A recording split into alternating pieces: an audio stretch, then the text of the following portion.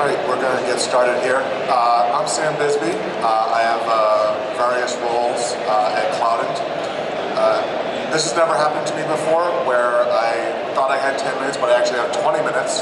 So we're going to have plenty of time to dive into whatever you want. Cloudant is a distributed database as a service, and it fits into the NoSQL market. And databases are hard/impossible to demo. So we're going to actually not see anything run live. I'm going to walk you through how we deploy our clusters. So we're a unique database in that we scale horizontally with a master-master configuration. And so it's not really deployed into the data center the way that you're used to. So we're just going to kind of walk through this. But just so you have a frame of reference of the context, we are a NoSQL database, so no rows and columns, all the data is JSON, it's an HTTP API that's RESTful, you query it with incremental MapReduce, it's got built-in full-text search with Lucene, and some advanced geospatial indexing. It's also unique in the way that it handles consistency. It's an eventually consistent database, and we can go, if anybody wants, we can go into what is the CAP theorem and how does that all work. But the general idea is all the servers that we deploy, they're all masters. So any server is able to serve any request. And we can take this model and scale it horizontally within the data center, and then we can also mirror across multiple data centers. So each one of those data centers that you have is also a master. And this is very nice for a high availability scenario where, imagine an entire data center goes offline, or there's a net split, or whatever it is. Your application is still online and still available. So this is the minimum configuration. 3 servers, you got your 3 database servers down there, you got your load balancing layer in the middle there, and you've got your app server making a request in. These load balancing servers, they're just hardware, dedicated infrastructure, combination of HA proxy and some special magic that we do. And let's say a read request comes in from the app server, hits our load balancer. Before it gets to the load balancer, I should mention, of course it has to pull the IP from DNS. And we use Dyn as our DNS provider. And we've got a lot of cool tools with them. We can do geo-routing, so we can send your request to the closest data center geographically to the requester. We can do failover between data centers, all that traffic management magic. So this load balancer round robins the request to one of the database servers. Once you're in the actual cluster, we use what's called Dynamo Quorum. Dynamo Quorum was proposed by Amazon around, I think it was 2005. They wrote a white paper. And it's a way for a system of master databases to build consensus, to build quorum. So the request comes into DB1. DB1 then looks at the request and tells what shards it needs. So every database that you create with us, we shard it a certain number of times, and we store 3 replicas of every shard. Those replicas land on different database servers. So in this minimum configuration of 3 servers, each one will have all the data. And we've got a consistent hashing scheme, so we always know where the data is, and that partition table is on all of your servers. So DB1 gets the request coming in. It looks at that partition table, detects which servers does it need to coordinate with, and then it does a multi-unicast to the other servers that are needed to build this response for the quorum. Whichever, and so that's a simple majority. So if DB2 replies back before DB3 in this diagram, and that answer agrees with DB1, that is the answer that's given back to the application. If DB2 were to reply back and it disagrees with DB1, then it will wait for DB3 to reply, and hopefully DB3 agrees with either 1 or 2, that's the consensus, and that gets shipped back. If none of them agree on the answer, then we report back an error, and you basically retry and wait for the cluster to resync. However, that very rarely happens, because when you do a write request, we do that same quorum model.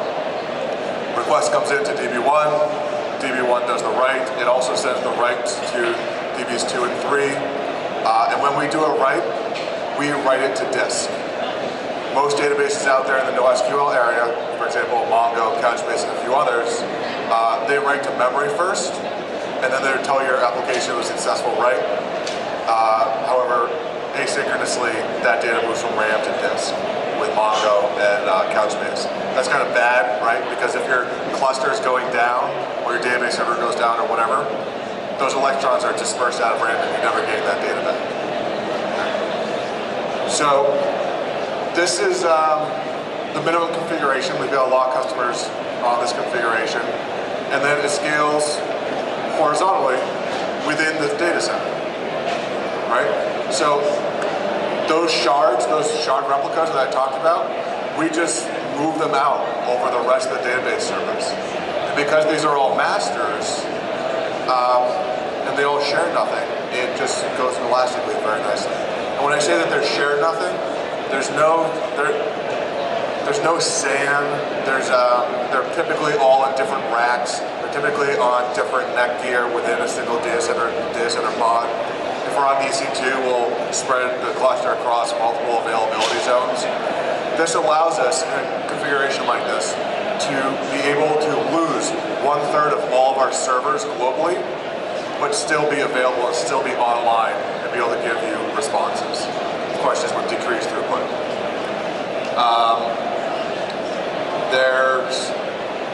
As you can see, we could also do fun things where, let's say you had one shard that was really hot. Maybe it's getting requested a lot. Maybe one user is putting a lot of load on your system for this one shard. We could do things like take that shard and move it onto a completely different server where it's the only shard.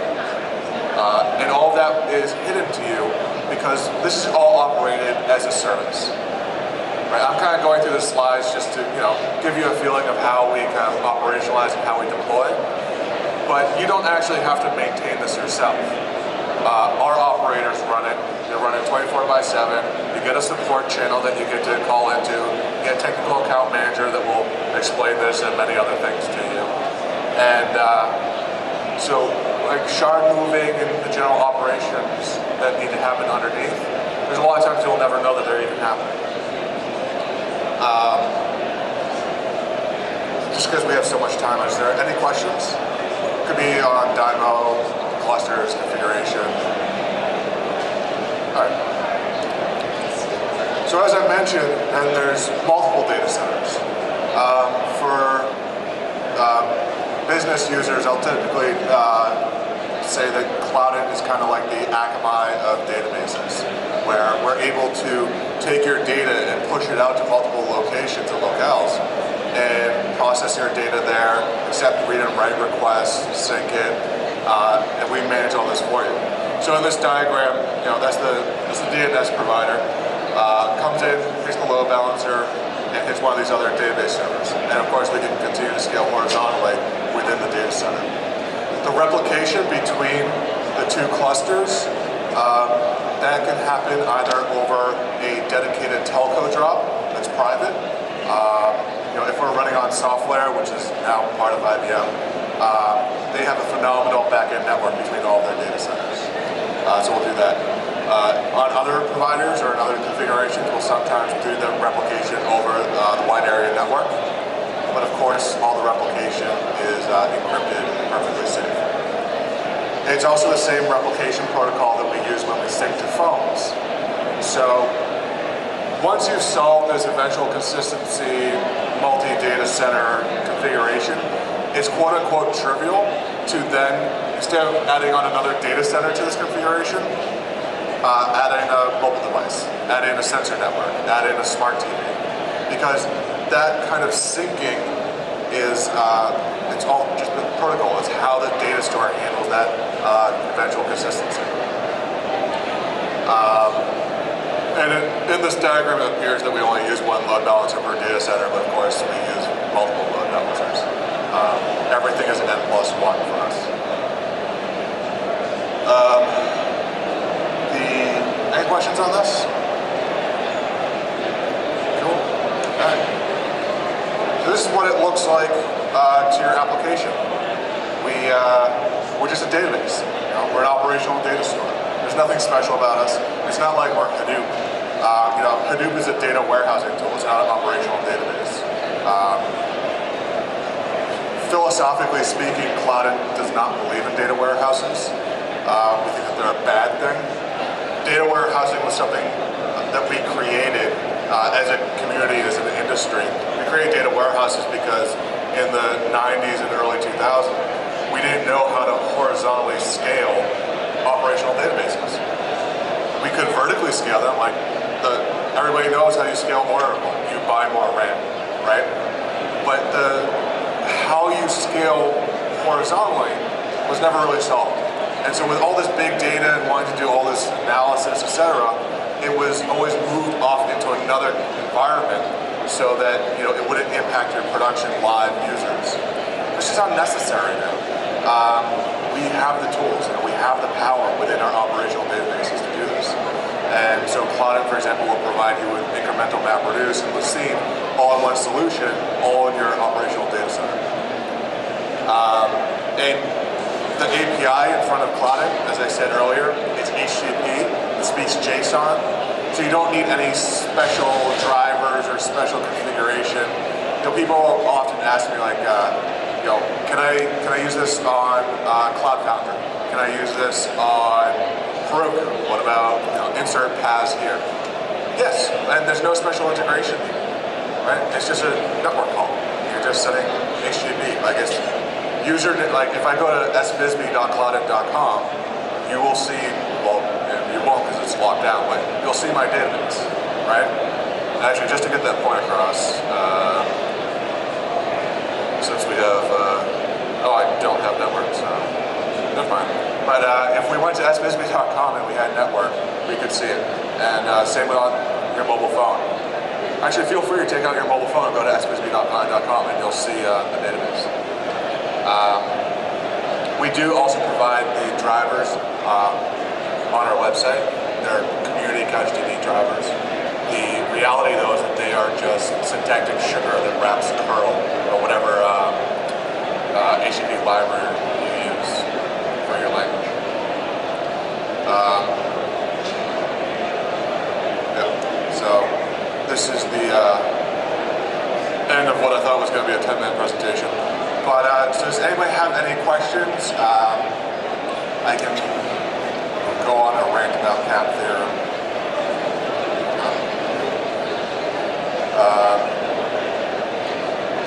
So one of the other pieces that I'll go into is, so we use only dedicated hardware. So if we go back to you know, this slide, all of these servers, those are all physical machines. Traditionally, it's been very difficult to deploy database servers in cloud or virtual environments. The hypervisors in the way, you know, just virtual computing in general was always designed and scaled for app servers. It was never built for, you know, disk-heavy or I/O-intensive operations. This is something that, you know, we definitely see on EC2. We hate deploying this in EC2, right? Because EC2's networking is horrendous. It's very inconsistent. It drops out randomly, etc.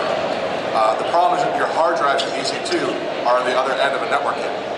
So that inconsistent networking impacts your disk's IOPS as well. That's a problem when you are trying to move a lot of data or analyze a lot of data, insert it, whatever.